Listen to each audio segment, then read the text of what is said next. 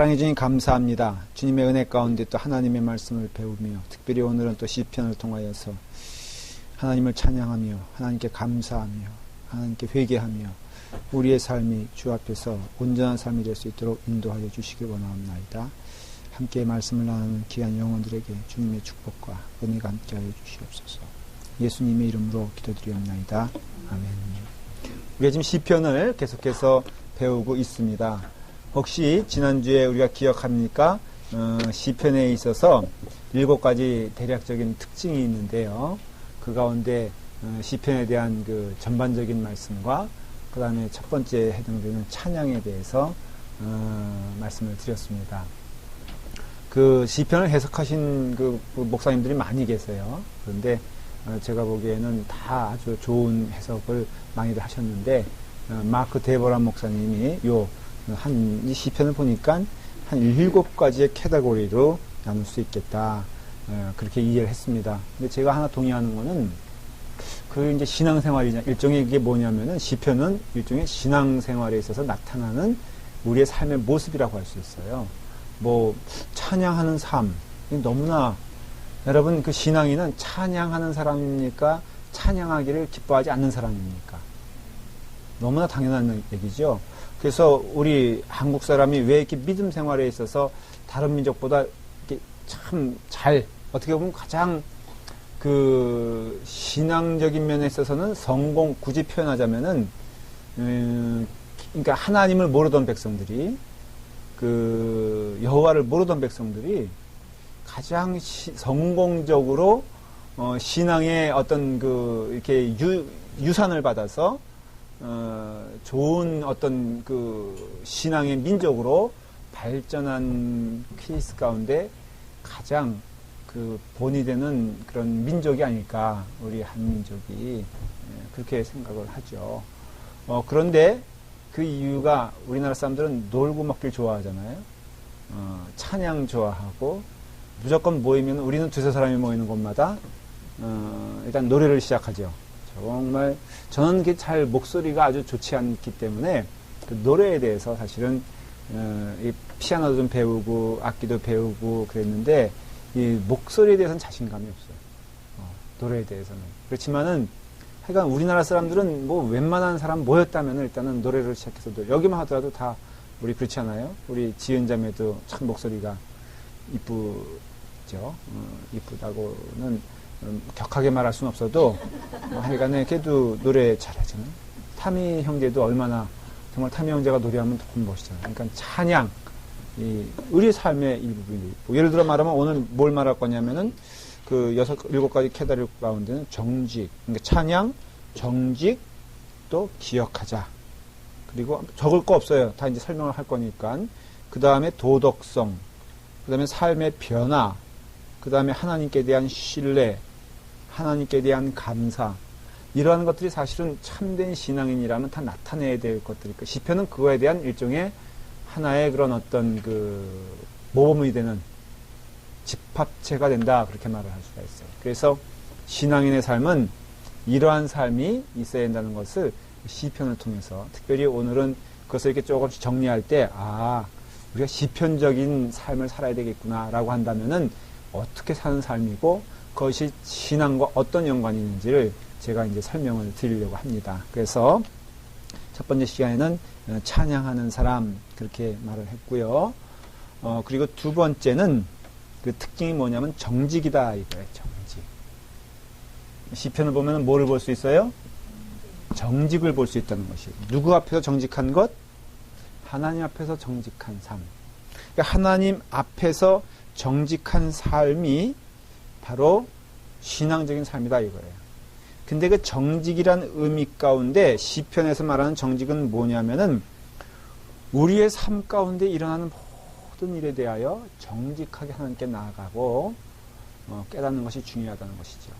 그 정직이란 말의 가장 근본적인 의미는 우리의 삶 가운데 슬픔과 고통과 탄식과 고난이 믿는 자에게 있을 수 있냐라는 것 같아. 믿는 자에게 있을 수 있다라는 것입니다.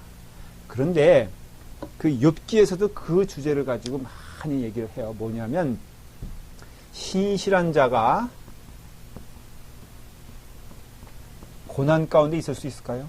이것이 우리의 질문이 되기도 하고 여러분들도 사실은 은연중에 믿음 생활하면서 이런 질문들을 많이 합니다.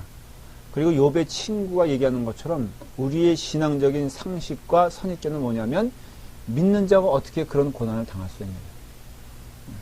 기도하고 했는데 어떻게 그렇게 그 어려움에 처할 수 있냐는 거. 그럴 수 없다는 것이죠. 그렇죠, 여러분들. 가끔 이제 목사님께 그 차 새로 사면은 기도해달라고 부탁하는 사람들이 있어요. 그러면 기도를 제가 이렇게 해줍니까? 안 해줍니까? 해줍니다. 그 믿음의 불도 안 해준다 그래서 믿음 없다라고 말할 수 있나? 여기 보면 사실 여기 대부분 다 사차 사가지고 그 저한테 기도 받으신 분이 없으니까 믿음이 없다라고 말할 수는 없잖아요. 근데 이제 기도해줘요. 아주 정성껏 해주고 또 그렇게 왔을 때는 거절하지 아니하고 제가 해줍니다. 근데 고민이 뭐냐면은 해줬는데 여기 나가다가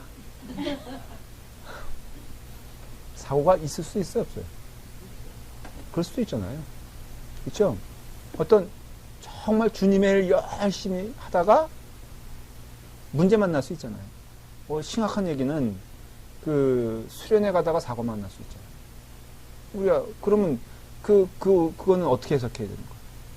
우리는 당연히 그런 어떤 신앙적인 일을 할 때에는 만사가 이렇게 쫙 벌려가듯이 이렇게 형통해야 되고 내가 분명히 기도하고 시험을 봤으면 붙어야 되는 거잖아요. 근데 우리는 그러한 경험보다는 오히려 더 신실하게 살면은 고난을 만나는 경우가 더 많다는 것이 삶의 객관적인 현실이거든요. 욥은 어떤 의미에서는 여러분 보십시오. 욥은 그가 왜 고난당했습니까? 한번 생각해 보신 적 있어요? 욥이 고난당한 이유. 사탄이? 그리고 다 얘기할 수 있어요. 다 틀린 얘기 아닐 거예요. 여러분들 말하는 것이. 사탄은 누구를 공격합니까? 모든 사람을 공격합니까? 어려운 사람을 공격합니까? 이게 한 입에서 두 입이 나오면은 상당히 곤란하죠. 그러니까 사탄이 공격을 한다? 그건 어떤 의미에서는 그 하나님의 사람을 공격하지 않나? 근데 사탄이 공격하는 그 도구와 방법을 보면은 상당히 우리가 생각하는 그 두려운 것들을 가지고 공격을 하죠. 예를 들어서 질병, 성경을 보면 질병을 가지고 사탄이 공격을 하는 것을 볼 수가 있어요. 먹는 것을 가지고 공격하는 것을 봐요. 명예를 가지고 왜 사탄이 예수님께 뭐라 그래요? 너가 나에게 절을 하면은 이 천하를 다 주겠다는, 그것은 거짓말은 아니에요, 사실은. 근데 그 천하라는 의미가 신앙적으로 틀릴 뿐이지 우리가 상식적으로 생각하는 천하 맞아요. 사탄의 권세 가운데 있을 수 있어요. 하나님이 그렇게 허락하셨으니까. 그러니까는 우리의 질병을 가지고도 우리를 공격할 수 있어요.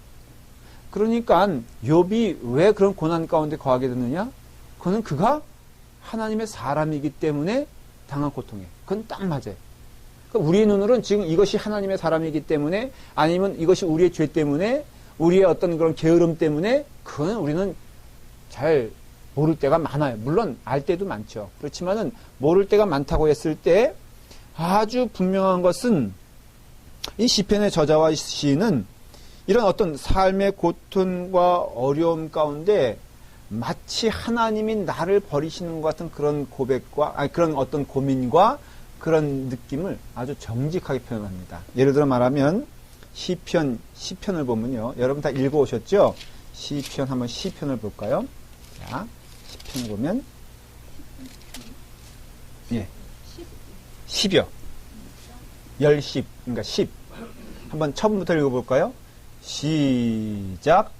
여호와여 어찌하여 멀리 서시니요 어찌하여 환난 때에 숨으시나이까. 이런 고백을 하잖아요. 이게 뭐예요? 어떻게 하나님 우리의 삶 가운데 있어서 멀리 계십니까? 근데 더 고민스러운 것은요, 이 시편의 저자는 어떤 상황이냐면 우리가 그냥 죄를 져서 잘못해서 두들겨 맞는 상황이 아니라 하나님의 일을 하고 있고 하나님의 백성답게 살고 있고 소위 우리식으로 표현하면은 참된 신앙을 가지고 살고 있는데, 근데 내 삶에 고통이 있다는 거예요. 어려움이 있다. 원수들이 있다는 것이. 그러면 마치 어떤 느낌을 갖냐면 하나님이 멀리 계신 것처럼 느껴질 때가 있잖아요.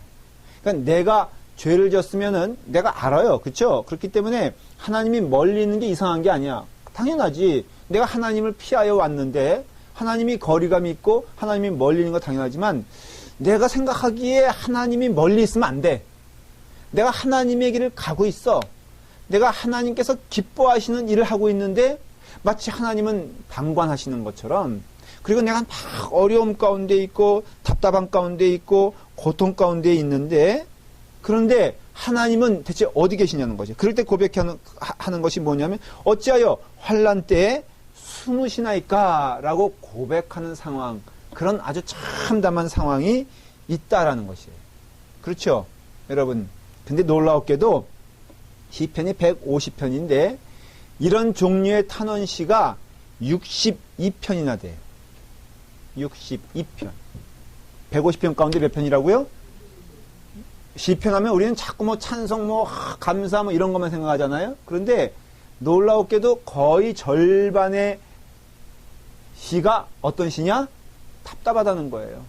왜 하나님 그렇게 하시냐는 거예요. 나 정말 내가 하나님이라면 이렇게 안 하신다는 거지. 하나님을 사랑하고 하나님께 헌신하는 자에게 하나님 이렇게 대하시면 안 됩니다. 이렇게 표현하는 것들이 여기 있다. 이 말은 뭐예요? 이러시면 안 됩니다 이거지. 멀리 있으면 안 되고 환난 때에 눈 감으시면 안 되고 내가 이만큼 이렇게 헌신을 했는데 내 삶 가운데 이런 억울함을 주시면 안 되죠. 하나님 이러시면 안 됩니다. 라고 막 이렇게 마치 삿대질 하듯이 이런 경우가 있을 수 있다 없다? 있다라는 것이에요. 그게 무려 62편이나 기록되어 있고, 또한 그 가운데 4분의 3 정도가 개인적인 탄원이에요. 어떤 민족의 공동체적인 탄원이 되기도 하지만은 아주 많은 경우는 뭐냐면은 그런 어떤 개인적이며 정말 절망의 문턱에 떨어지는 경험까지 하는 자들이에요. 믿음 생활은 결국은 시편을 통해서 깨닫게 되는 것은 이것도 하나의 믿음 생활의 어떠다? 뭐다?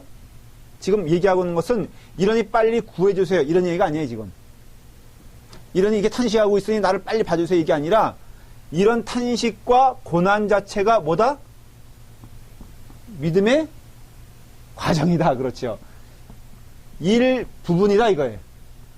그러니까는 이거 빨리 없애주세요. 이런 차원이 아니라 이게 뭘 뜻하냐면은 이러한 것이 믿음 생활의 한 축을 만들고 있구나 라는 거예요. 이해가 되세요?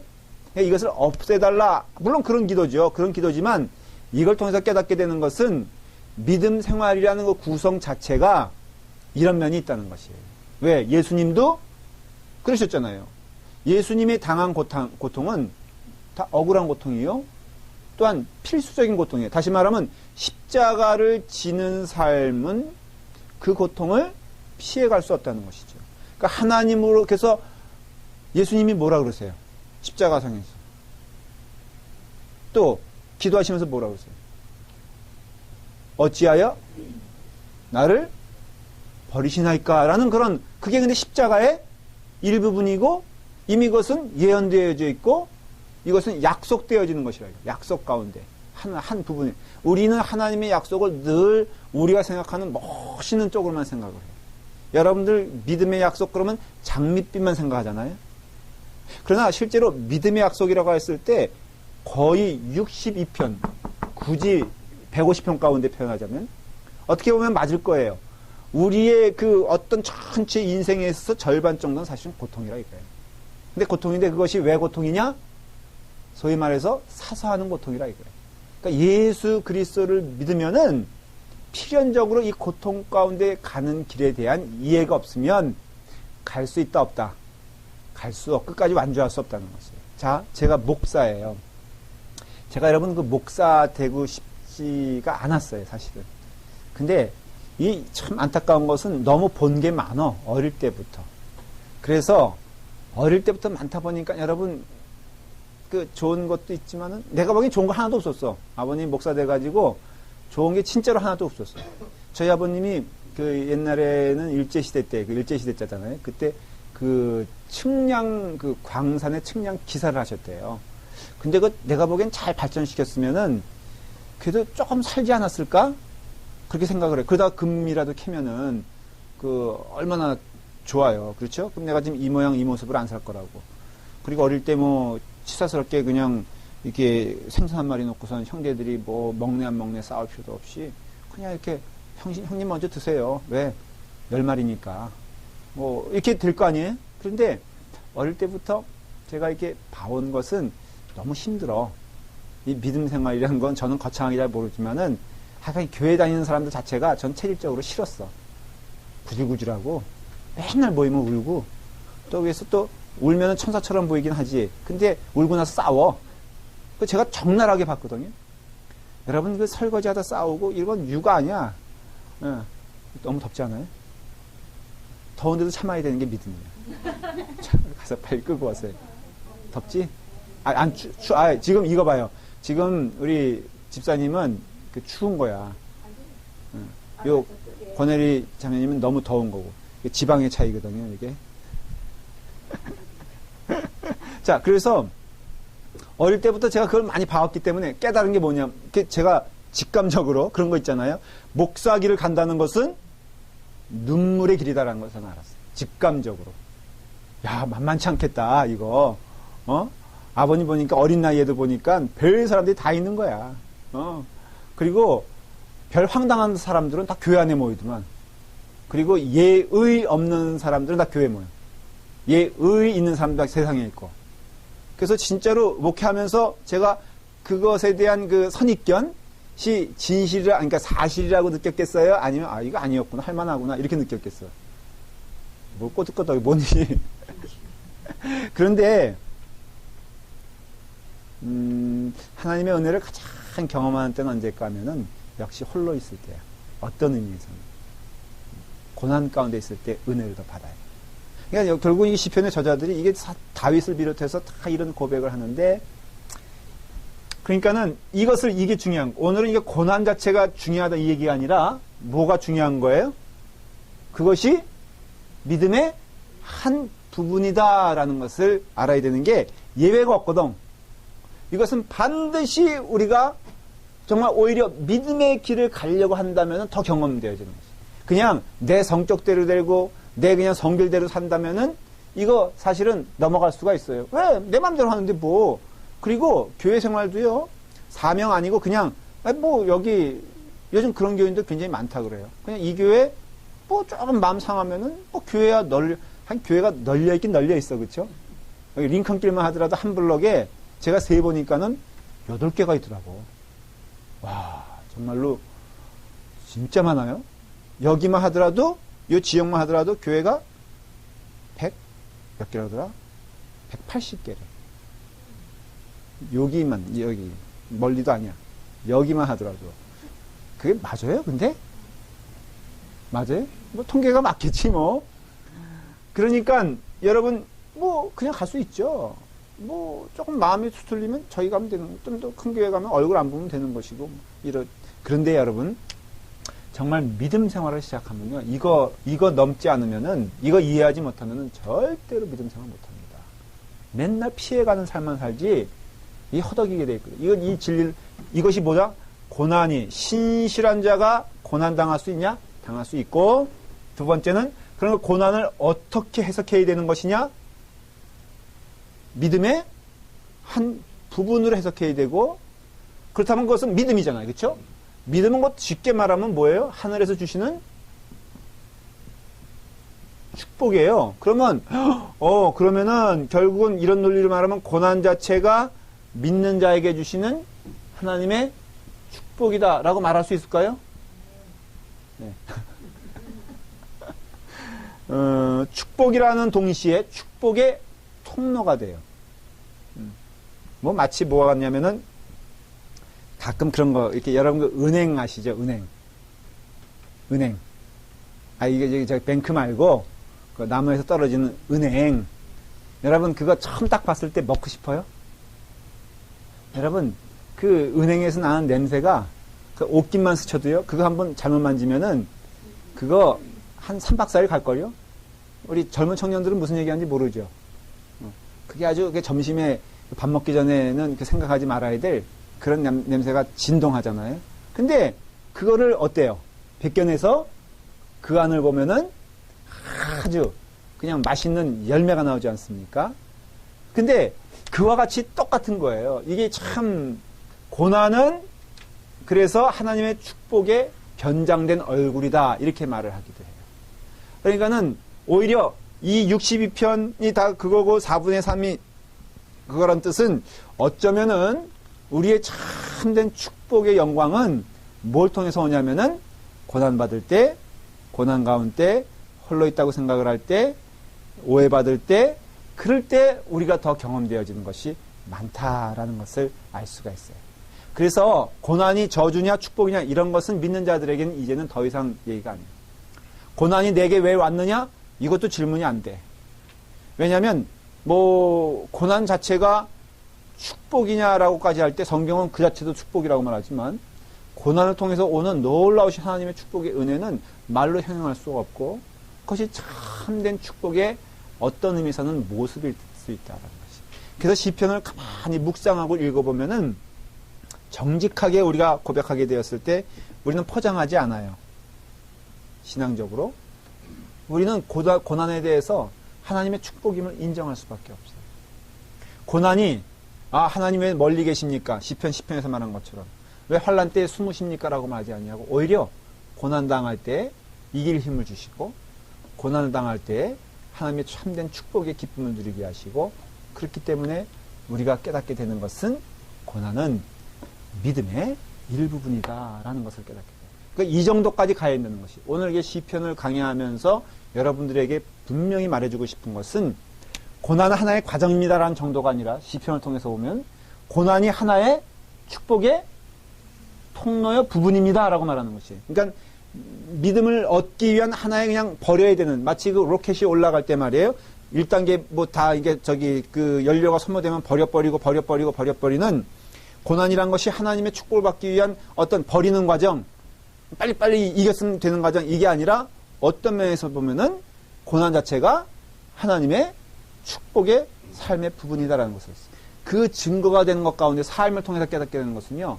여러분 신실한 자 믿는 자들은 천국 가는 그날까지 고난과 어떻게 보면은 떨어질 수가 없어요. 그냥 그게 하나의 과정이고 축복의 과정이라면 떨어져야 되잖아요. 그렇죠? 없어야 되잖아요. 그런데 아무리 신실한 삶을 살아도 또 고난 가운데 가게 돼요. 목회적으로 말하면은 그래서 우스갯소리로 이분이 너무 마음을 괴롭게 하고 어떤 때는요. 저분이 없는 게 교회 부흥을 위해서는 도움이 된다. 이런 생각도 잠깐 할 때가 있잖아요. 우리가 그런 경우 있잖아요. 그렇죠? 이 사람은 오히려 안 나와줬으면 좋겠다 하는 그런 극단적인 생각을 할 때가 있어 없어요. 권사님네 속해도 그런 사람이 있죠. 없어요? 있다고 저기서 지금. 청년부 가운데도 그런 사람 있잖아. 없어요? 예. 지은이 옛날에 그랬잖아요. 저한테. 우리 다 마찬가지죠. 근데 그 사람 없으면은 마치 마귀 하나 쫓아냈더니 멍청이 있으니까 뭐가 와? 7마귀가 들어온다 그랬잖아요. 성경에서도 재밌게 표현한 것이지만 그 사람 없으면 좋겠다고 그러면 교회가 평온할 거라고 생각했는데 웬걸 이거는 모루 막을 내다가 호미로 막을 내다가 가래로 막는다 그런 표현이 있잖아요. 그러니까 이 사람이 여러분 그러니까는 삶의 관계에 있어서는요. 그 자리에서 감사하고 고마워해야 돼요. 지금 자꾸 여러분들 우리 사모님들은 남편에 대해서 뭐라 그러는데 제가 아주 귀를 막고 딱 안 들어버려. 하는 얘기가 뭐예요? 내가 당신 안 만났으면은 정말 인생 폈을 텐데 왜 거꾸로 생각 안 해?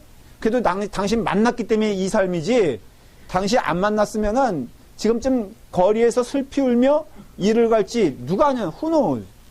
그쵸? 그러니까 여기 윤 집사님 다 있잖아요. 지금 얼굴에 써 있잖아요. 남편 불만. 그 다음에 안 만났으면 행복. 당신 만나서 이 모양. 이런 것들이 다 있는데 그건 남자들도 마찬가지라고요. 내 인생 이렇게 된 것은 저는 아니고 제가 아니고 그냥 예를 들어 말하는 것이에요. 내 인생 이렇게 된 것은 다 당신 때문이야 이렇게 말하지만 그 사람 아니었으면 자기 인생 7 7배로 더 나락에 떨어질 줄 어떻게 하냐는 거예요. 물론 7배로 뛸 가능성도 있지만은, 어? 그러니까는 우리의 삶 가운데 이게 없어지면 또 어떻게 되느냐? 경험적으로 알 수 있어요. 고난이란 것은요, 우리의 인생 가운데 끊임없이 가야 되는 어떻게 보면 숨이 붙어 있는 한 경험되어질 수밖에 없는 것입니다. 작년에 있었던 경험이 없었지만은 또 다른 그런 고난이 또 오지 않아요? 교회도 마찬가지예요. 이 문제가 해결됐으면 그냥 어떻게 된 것이 계속 밀려오는 파도처럼 여기에 지쳐 넘어가면은 이 원리를 깨닫지. 그것이 믿음의 일부분이구나. 다른 말로 하면 그것이 삶의 일부분이구나. 그것이 우리의 삶 가운데는 필연적으로 감당해야 될 부분이구나 했을 때는 그 다음엔 그거 자체를 감사하죠. 그런 믿음의 생활을 여러분들이 하나님께서 허락하세요. 그냥 고난이냐? 이 사람 그럼 다음엔 어떻게 대하느냐? 그냥 내 능력껏 있는 대로 대하자 하는 것이고, 지혜도 가끔 주세요. 여러분 믿음 생활 가운데 너무 그 사람과 안 맞으면 좀 피하는 것도 어떻게 보면은 지혜, 마음에 그 사람의 원수 되지 말고. 예를 들어서 성가대 예를 들면 안 돼. 또 성가대 예를 들어서 에스더. 그래, 에스더가 있는데 자꾸 에스더 회장이 자기를 너무 못살게 구는 거야. 그러면은 한나회로 가면 되잖아. 그거 뭐가 문제야? 안 받아줘요? 그러면 잠시 야당 생활하는 거지 뭘. 그 뭐가 문제야. 굳이 꼭 나갈 건 없잖아. 그쵸? 그러니까는 뭐 에스더가 없으면 마리아가 있고, 마리아가 있으면은 뭐 마르다가 있고, 마르다가 있으면은 뭐 한나가 있고, 그렇잖아요? 아니면 청년부로 가든가. 어쨌든 간에 하나님께서 주시는 어떤 방편들이 있잖아요. 그러니까는 그것을 내가 내게 이런 일이 있을까? 그렇게 생각하지 말고, 이것이 믿음의 한 부분이구나. 그러면 저 사람이 아니면 이 사람이 내게 있던 고난의 대상이 될 수 있고, 또 객관적으로 내가 또 고난의 어떤 그 주체가 돼서 저 사람을 괴롭게 할 수도 있고 하는 면에 있어서 이 믿음의 일부분이라는 걸 깨닫게 되면요. 때로는 저는 그래서 그렇게 생활을 해요. 목사로서. 교회를 치리해야 되고, 참, 저는 그 A형이거든요. 저는 저 혼자 놀려면 잘 노는 사람이에요. 정말 천사처럼 살 수 있어요. 그래서 저는 어떤 것에 대해서 이렇게 디시전하지 아니하고 그냥 나 혼자 성실하게 교통법규 지켜가면서 그냥 이렇게 한다 그러면 난 정말 잘할 것 같아. 이렇게 말했더니 목사님, 저도 목사님 되면요 잘할 것 같아요. 그런데 우리의 삶 가운데 어쨌든 간에 이렇게 가면서 살아가는 동안 부딪혀야 될 것은 할 수 없다 이거예요. 제가 목회자가 되면서 가야 되는 부분이 할 수 없는 것처럼 여러분들의 삶도 부닥치는 거 이거 감당하고 가야 돼. 이거 정말 안고 가야 돼요. 마치 진주가 이렇게 그 진주조개가 진주를 품는 것 같이 그게 바로 영적 원리잖아요. 그래서 여러분들이 이런 시편을 통해서 깨달을 게 뭐예요? 고통. 이것은 무엇이냐? 저주, 형통, 축복. 이것이 아니라 어떤 그런 삶의 고난과 어려움을 정직하게 받아들이는데 어떻게 받아들이느냐? 바로 믿음의 한 부분을 받아들이라. 그럼 이 시편에서 허락하신 하나의 축복이 있어요. 뭐냐면 여러분께 하나님께 불평스러운 마음이 생길 때 어떻게 하는 게 이 시편을 보면은 올바른 태도입니까?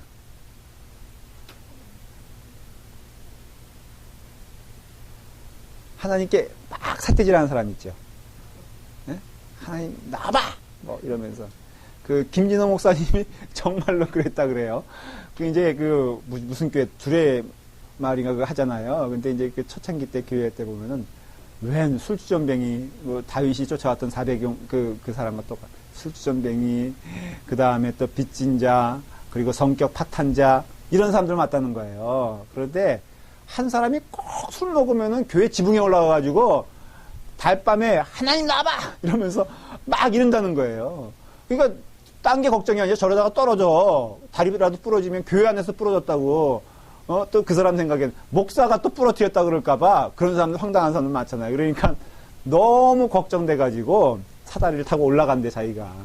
그러면 김집사 빨리 내려와 이제 그러면은 이 사람이 이제 술 먹어서 이러다가 이제 목사님 오셨어요 그러면서 이런 사람이 또 정이 있어가지고 껴안아 또 목사를. 그런데 이렇게 확 껴안다가 확 토한 거야. 그래가지고 김집사 조심히 이러고 있는데 그냥 했을 때 진짜로 하나님 안에서 타결했다는 거야. 아휴, 하나님, 목사니까 뭐 어떻게 말을 못하고, 하나님, 어찌하여 내게 이런 종자들만 보내줘가지고, 내가 뭘 잘못한 게 있냐고, 자기도 술 마시고, 그래서 하나님께 이렇게 했다고는 제가 상상이고, 내가 이렇게 했다 그래요. 그런데, 그런 것 같아요. 여러분, 하나님이 계신 걸 믿으니까 하나님께 투정하는 거예요. 그래서 어떻게 보면 그렇게 표현하면 좀 이상하지만 영적 건강을 생각하면 하나님께 탄식하고 하나님께 때로는 눈물을 흘리고 하나님께 다 가져오는 이게 인간에게 가져올 수 없는 거잖아요. 그러니까 여러분들 어려움 있고 그러면 하나님께 나아가는 자는 지혜로운 자예요. 나아가서 탄식하는 자 그 지혜로운 자고요. 성서적이라고 어떤 면에서 보면 할 수가 있어요. 그렇죠? 자, 그 다음에 성경적 영성의 특징 가운데 두 번째는 정직이었고 세 번째는 무엇이냐면은 기억이에요. 기억하라 이거예요. 이게 무슨 소리냐면은 여러분 그 시편 47편 보면요. 다 지금 이런 내용이에요. 이제 그 탄식이 있는 반면에 47편 보면은 예를 들어 제가 읽어볼게요. 그냥 2절에 보면 지존하신 여호와는 두려우시고 온 땅에 큰 왕이 되심이니라 이렇게 되어 있잖아요. 그래서 이 온 땅이 하나님 되시고 하나님의 영역 가운데 있다는 것을 고백하면서 또 하나 제 성경을 인용해 볼게요. 136편을 보시면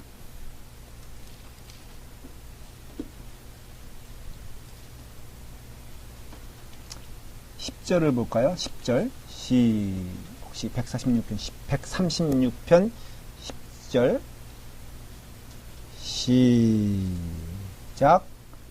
애굽의 장자를 치신 이에게 감사하라.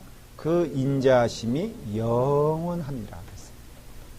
그러니까 그 온 천하를 만드신 하나님의 온 땅의 왕이시며라고 고백할 때 이스라엘 사람들에게는 독특한 고백이 있어요. 이걸 시편을 통해서 발견하면 참 은혜가 돼요. 그게 뭐예요? 뭘 기억하는 거예요? 지금? 자, 제가 힌트를 줬잖아요. 두 구절을 읽었잖아요.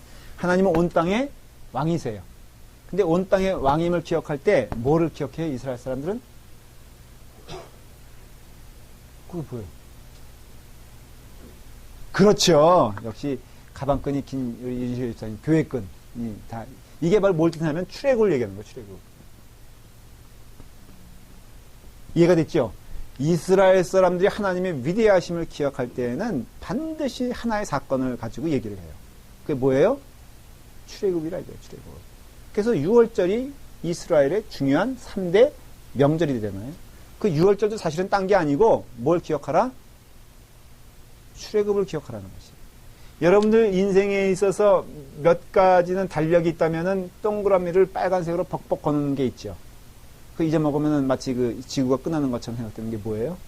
넘버 1. 제가 물어볼게요. 넘버 2, 넘버 1 가운데 결정해 주세요. 결혼 기념일. 생일.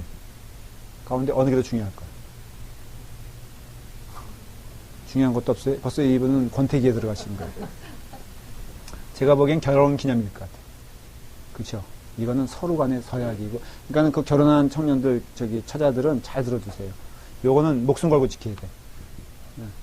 그래서 결혼 기념일, 그 다음에 생일, 이런 것은 우리가 늘 기억하면서 생일은 주신 생명에 대한 감사고, 결혼 기념일은 우리가 한 서약에 대한 기쁨의 감사잖아요. 그러니까는 이 어떤 특별한 날은 우리가 1년 동안 살면서 이렇게 쭉 기억할 때 그것이 인생의 나머지 것들을 다 지배하는 경우가 있어요. 아, 나는 결혼한 사람이구나. 나는 행복한 사람이구나. 이거 감사하게 되고, 생명을 주신 하나님께 감사. 이건 부모에 대한 감사도 다 동일하게 되는 결혼 기념일 때. 아니, 저기 생일일 때 말이에요. 그래서 여러분 원리적으로 생일일 때는요, 부모님이 그 자녀에게 미역국 해주기보다도 그 자녀가 부모님께 그 금반지라도 하나 해드려야 돼요. 그러니까 앞으로 여러분들 애들에게 해주지 마세요. 그냥 애들 보러 너 생일이냐?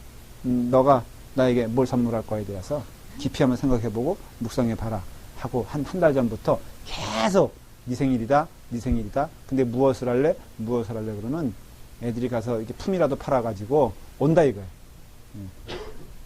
자, 그런데 그런 어떤 기억 가운데 바로 그 이스라엘 사람들이 뭘 기억하냐? 전능하신 하나님, 온 땅의 왕이시다라고 할 때는 말한 대로 뭐라고요? 출애굽 사건은 사실 그 가운데 핵심적인 게 뭐예요? 출애굽 사건 가운데 홍해를 건너게 하죠. 그래서 이것을 성경에서는 영적 세례라고 말해요. 분명히 홍해로 들어가면 죽었잖아. 이해가 되죠? 그런데 살았잖아. 물속에 들어가면 죽어야 되는데 이게 뭐예요? 안 죽었어. 살았어. 새 생명이잖아요. 이제는 너희는 더 이상 노예가 아니고 너희는 뭐예요? 이스라엘이라 이거예요. 하나님이 함께 하신 백성이라는 것이에요. 그게 뭘 뜻하냐면은 영적인 의미에서 세례를 말하는 것이에요. 이게.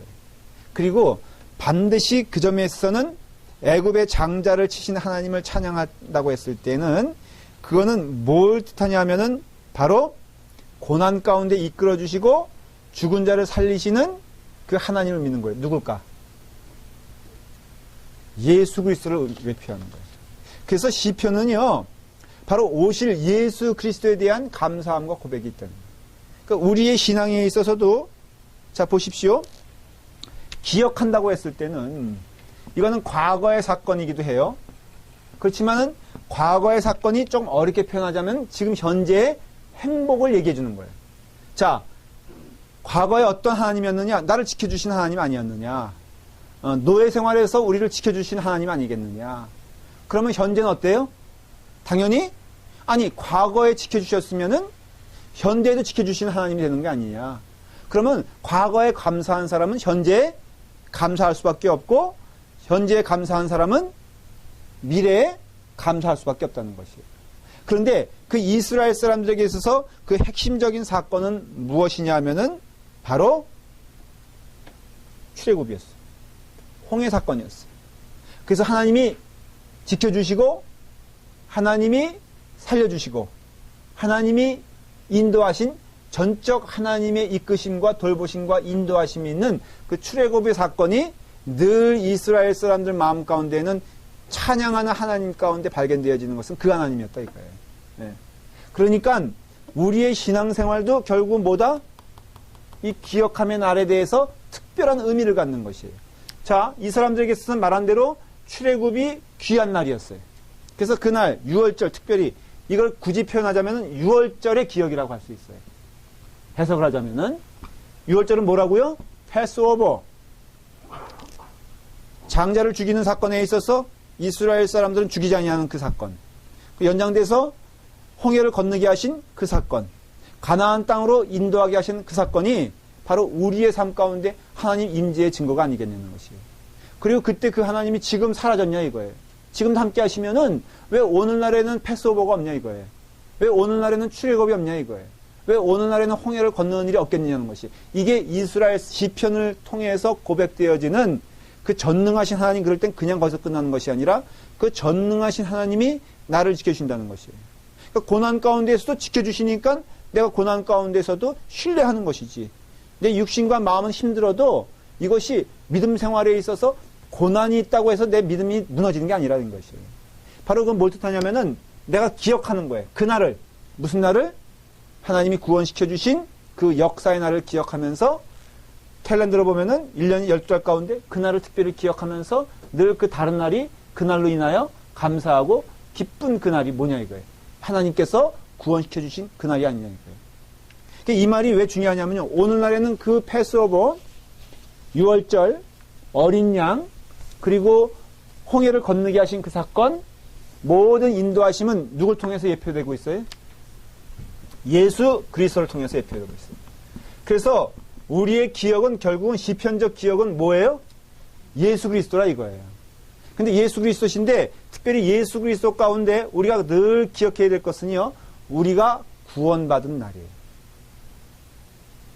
우리가 구원받은 기쁨이에요. 그것을 가리켜서 첫사랑이라고 그래요, 성경은. 여러분, 믿음은 무엇으로 살아가냐고 했을 때 이 첫사랑의 기억과 기쁨으로 살아가는 것임을 알 수가 있어요. 그렇죠? 그렇게 말을 하잖아요. 여러분들은 첫사랑과 기쁨이 있어요?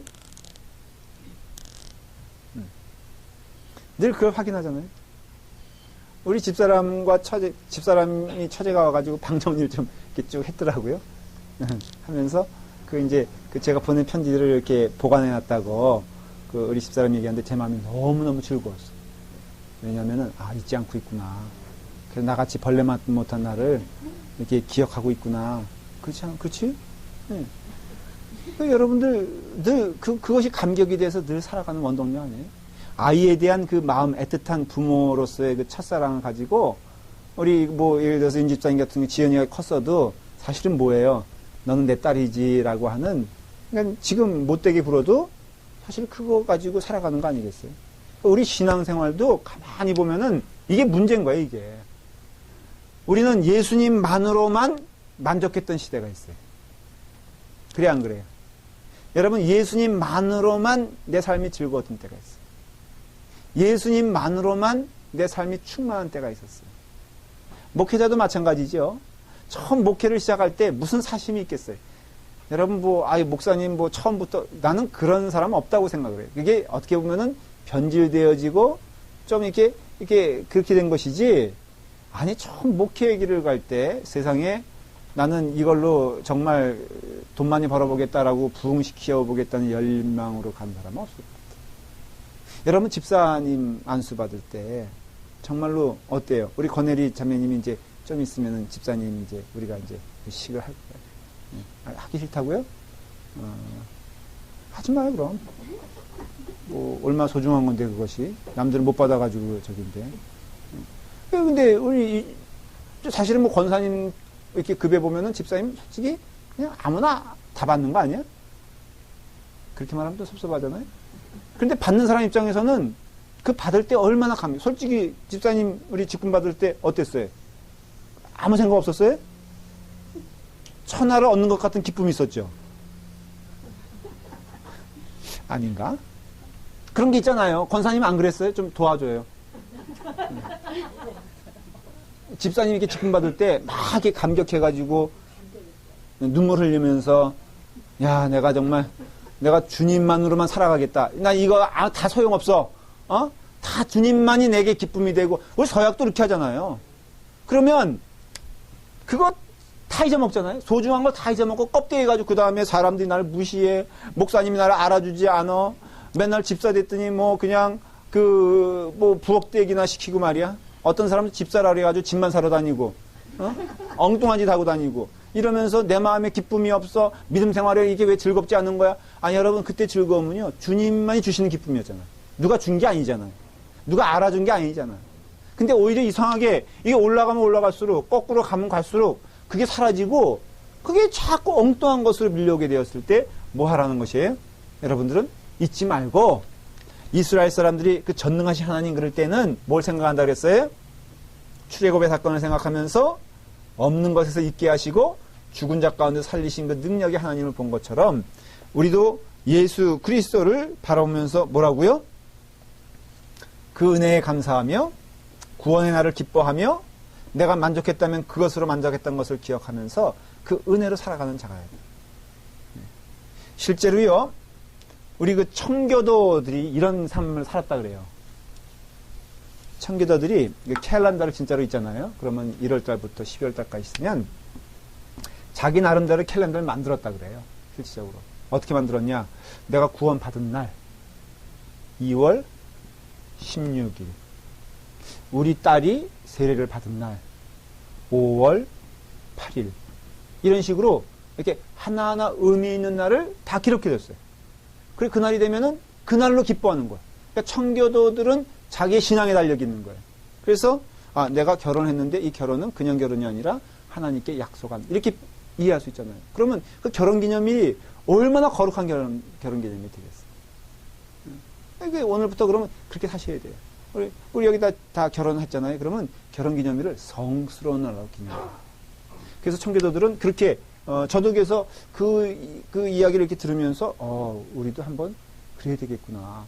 내가 목사 안수 받은 날 며칠인지 아세요? 저도 잊어먹었어요. 이러니 문제인 거예요. 그래서 제가 당신 혹시 기억나? 그래서 6월 달인 건 맞는데 6월 아마 한 15일이나 17일 될 거예요. 왜냐면 그때 우리가 그 연회 모이거든요. 그때 그 토요일 날, 그 마지막 날 저녁에 안수를 해요. 그러니까 그런 날 예를 들어서 내가 목사 안수를 받은 날. 그러면은, 아, 내가 목사구나. 라는 거 그때 깨달을 수가 있고. 라팔마 교회에 처음 온 날. 하면은 그날이 며칠인 줄 모르시죠? 8월? 7월이에요? 7월 20 며칠인가 그럴 거야, 아마. 한 달 저기니까. 그러면 그날이 되면 또 애틋하게, 아, 내가 이제 라팔마 교회 목사구나. 아, 그러면 내가 어떻게 해야 되는 것인가. 어떤 그런 애틋함과 결심, 이런 것들이 생기잖아요. 그래서 어떤 그 믿음의 달력을 만들었다. 이게 시편적인 고백이죠. 기억하라, 기억하라. 너가 구원받은 때를 기억하고, 너가 기뻤던 때를 기억하고, 그래서 주님의 은혜 가운데 주님께서 기뻐하시는 그 삶을 살아라 하는 것이에요. 자, 저는 지금 찬양을 얘기했고요. 그 다음에 정직을 얘기했고, 뭘 얘기했어요?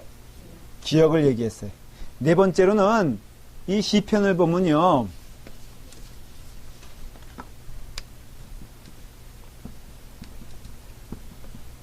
도덕성을 얘기하고 있어요.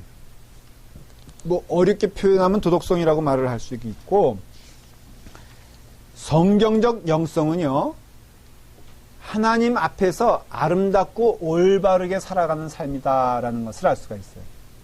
다시 말하면 우리의 신앙생활은 삶의 아름다움과 반듯함이 동행해야 된다는 거죠. 아주 쉽게 표현하면은 예수 믿는 자는 선해야 되고 착해야 돼요. 마음 씀씀이가 악하면은 그건 예수 믿는다고 말할 수가 없어요. 그래서 오늘 이렇게 수요 성역부 나오신 이렇게 분들 보니까 전반적으로 다 착한 사람들이 나왔어. 그래서 착한 얼굴이 이렇게 있잖아요. 자, 복 있는 사람은 뭐라 그랬어요? 악인의 죄를 쫓지 아니하고, 네? 죄인의 길에 서지 아니하며, 오만한 자리에 앉지 아니하고, 오직 여호와의 율법을 주야로 묵상한 자로다. 참 어렵게 가잖아요. 자, 이게 바로 믿는 사람이에요. 그 다음에 또 악인들은 그렇지 아니하며 오직 뭐라고요? 바람에 나는 겨와 같다 그랬어요. 자, 악인들은 도덕질을 해서 악하다고 얘기하지 않아요, 성경에서. 악인들은 뭐라 그랬어요? 한마디로 말하면 바람에 나는 겨와 같다 그랬어요. 여러분, 이게 악인은요, 가벼운 사람이에요, 한마디로. 여기 보면은, 은혜 받았다고, 뭐, 나 그냥, 이제는, 나 주님의 길 간다고, 막, 이러다가, 그 다음 주 와보면은, 아유, 목사님, 시험 들어서 믿음 생활 못하겠어요. 그래서요, 저는 경험에 있어서, 이런 사람 있잖아요? 그냥, 그대로 이러시라 그래. 뭐, 그러니까 집사님, 어우, 정말로, 이제는 다 교회 문제 해결됐네. 이게 아니야. 교회 문제가 시작이야. 이렇게 했을 때. 그냥, 악인은요, 바람에 나는 겨와 같아. 여러분, 이게 뭐라 그러죠? 팔랑팔랑한, 이게 귀가 팔랑팔랑하면 어떻게 된다 그러죠? 그 날아가잖아. 이게 귀가 이렇게 돼가지고. 여러분, 한번 보십시오. 믿음의 사람이라고 하는 우리들. 여러분들, 이렇게 이것 듣고 저것 듣고 막 심지가 왔다 갔다 하는 스타일이에요. 하나님의 일에 마땅치 않는 자예요. 막 이런 거에 좋았다가 저런 거에 또 흥분했다가 저런 거에 속상했다가 또 어떤 때는 스스로 그냥 나락에 떨어져 가지고 자기 자신이 스스로가 정신이 못 찰 정도의 삶을 살고 있다면은 한번 깊이 생각을 해야 돼요. 하나님과의 관계가 전혀 없는 사람의 특징인 거예요. 그게 악인이에요, 성경에서. 악인은 하나님을 떠난 자가 악인이고 하나님 말씀 가운데 거하지 않는 자가 악인이고요. 그래서 굳이 이렇게 표현을 해요. 신앙인이, 자, 하나님 성경 말씀 매일 하루에 한 장 있는 사람 가운데 악인도 있고 선인도 있을까요? 자, 제가 물어볼게요. 성경 하루에 한 장씩 읽는 사람 가운데 여기 다 읽잖아요. 이 가운데 악인도 있고, 악인이란 것은 제가 누구 훔친 거라 그러지 않았어요. 악인도 있고 선한 사람도 있을까요? 있겠죠. 그런데 성경 한 장도 안 읽어. 이런 사람 가운데 악인도 있고 선인도 있을까요? 자, 그러니까 잘 들어보세요. 지금 무슨 얘기하는지 이해가 되셨죠? 성경 하나씩 읽어. 그 가운데 악인도 있고 선인도 있는 섞여 있음이 있을 수가 있겠죠. 그렇죠? 매일 새벽기도 나오는 사람 가운데 악인도 있고 선한 사람이 있을 수가 있겠죠. 매주 교회에 나오는 사람 가운데 선한 사람도 있고 악한 사람도 있을 거예요. 그렇죠? 매주 교회도 안 나와. 하나님을 매일 무시해. 그리고 하나님 말씀 한 장은커녕 열어본 적도 없어. 소위 그런 사람들 가운데 악인도 있고 선인도 있을 수 있을까? 없다 이거예요. 성경적인 관점에서 보면. 그러니까는 여러분들이 그런 점에 있어서는 하나님의 말씀 가운데 도덕이 있다는 것이. 그러니까 하나님의 말씀 가운데 선함이 있다는 것이. 그리고 그 말의 뜻은 하나님의 말씀을 접하는 사람들은 반드시 어떤 열매가 있어야 되냐? 그 열매가 있는데 그게 뭐예요? 선하게 사는 것. 정직하게 사는 것. 여기서 성경에서 정직하라고 말하죠. 자문에. 그래 안 그래요? 선하게 살라고 말하죠. 그렇죠? 남을 미워하지 말라 그러죠. 자칫 우리가 잘못하면은 그렇기 때문에 우리가 구원받는다고 생각을 해요. 아, 선해야지 구원받는구나. 착한 생각을 해야지 구원받는. 이게 아니에요. 선한 사람은 그렇게 살 수밖에 없다는 것이에요. 하나님의 사람이라면 그렇게 살 수밖에 없다는 것이에요. 여러분께서 하나님의 사람이라고 스스로 말을 하면서 그 삶 가운데 악함이 있고 남을 비방하는 마음이 있고 없는 이야기를 만드는 마음이 있고 그렇다면 그 사람은 착각한 거예요. 스스로. 무엇을 착각하냐면은 종교적 현상을 가지고 종교적인 본체라고 이해하는 것이죠. 자, 마음에 하나님이 없고요. 그 다음에 그 마음 가운데 하나님을 이렇게 어떤 따르려고 하는 마음이 없음에도 찬양을 부를 때 감격할 수 있어요, 없어요? 우리가 흔히 하는 실수가 뭐예요? 여러분, 그 간증이라고 할 수 있는 그 얘기, 막 슬픔 가운데, 고난 가운데 극복한 얘기 들으면은 그 마음 가운데 눈물이 나오고 눈에서는 그 마음 가운데는 뜨거운 열정이 생겨서 나도 한번 저렇게 살아봐야겠다라는 마음이 생길 수 있어요, 없어요? 있어요. 근데 그게 신앙이 아니라 이거예요. 교회 안에서 흘리는 눈물이라고 다 그것이 영적 눈물이 아니고요. 교회 안에서 치는 박수라고 다 그것이 하나님을 향한 찬양의 박수가 아니고 교회 안에서 그 마음이 뜨거워진다 그래서 그것이 참된 영적인 뜨거운 마음이 아닐 수 있다는 것을 아셔야 돼요. 그 삶은요 철저히 하나님의 말씀 가운데 근거한 삶이고 그리고 그 말씀 가운데 그 말씀이 내게 육신이 되어서 이 말씀이 내게 다 이루어지는 것이 바로 신앙의 삶이에요. 그래서 하나님의 삶은 하나님 사람의 삶은 필연적으로 선할 수밖에 없고 착할 수밖에 없고 올바른 삶을 살 수밖에 없고 그리고 또 악한 짓은 안 하고 부정한 짓 안 하고 정직한 11조 드리고 사회에서도 아름다운 삶을 살아가는 자가 있고요. 그래서 억지로 아름다운 삶을 살아서 구원받는 게 아니라 이건 율법적인 삶이고요. 은혜 받은 자의 삶은 자연스럽게 아름다운 삶을 살아갈 수밖에 없다는 거예요. 필연적으로. 그렇기 때문에 여기 보면은 우리의 삶 가운데 그 복 있는 사람은 당연하잖아요. 악인들의 꾀를 쫓지 아니하고 죄인들의 길에 서지 아니하며 오직 여호와의 율법을 즐거워하여 그의 율법을 주야로 묵상하는 자도다. 그렇게 말한 다음에요. 그 다음에 아주 중요한 말씀을 하세요. 그는 시냇가에 심은 나무가 철을 따라 열매를 맺으며 그 잎사귀가 마르지 아니함 같으니 그가 하는 모든 일이 다 형통하리로다 그랬어요. 여러분, 우리는 열매 맺는 것을 우리는 알아요. 어떻게 맺어지는지 우리는 조금만 주목해보면 알아요. 자, 보십시오. 흔히 우리는 성경에서 말하는 비유 나무 가운데 자, 이렇게 이제 가지가 있잖아요. 그 다음에 본체가 있고 뿌리가 있잖아요. 그렇죠? 이 가운데 우리는 어느 부분에 속합니까? 소위 성경에서 표현할 때. 뭐라고 했어요? 우리는 뭐예요? 우리는 요 부분이에요, 요 부분. 그렇죠? 가지예요. 근데 열매가 드러나는 곳은 어디예요? 가지예요. 그렇지만은 어느 누구가 가지가 열매를 맺었다고 얘기한 사람은 없다는 것이죠. 무엇이 열매를 맺습니까? 그 나무의 본체와 그 뿌리가 물론 그렇다고 해서 가지가 없으면은 그래요. 우리에게 드러나는 모든 것들은 우리를 통하지 않고는 뭐 개에게 나타나겠어요? 아니면 바위에게 나타나겠어요? 그러니까 하나님께서 창조하신 법칙은 뭐냐면 하나님의 놀라우신 은혜의 열매는 반드시 누굴 통해서 나타납니까? 누굴 통해서 나타나요? 우리를 통해서 나타나요. 이것이 하나님이 정해주신 창조의 법칙이에요. 그래서 하나님의 놀라우신 기적은 우리예요. 그리고 하나님의 놀라우신 은혜의 열매는 우리를 통해서 나타나는 것이에요. 그렇기 때문에 여러분, 가지도 물론 그런 의미에서는 열매가 거기서 나오지만은 가지가 교만할 수가 없죠.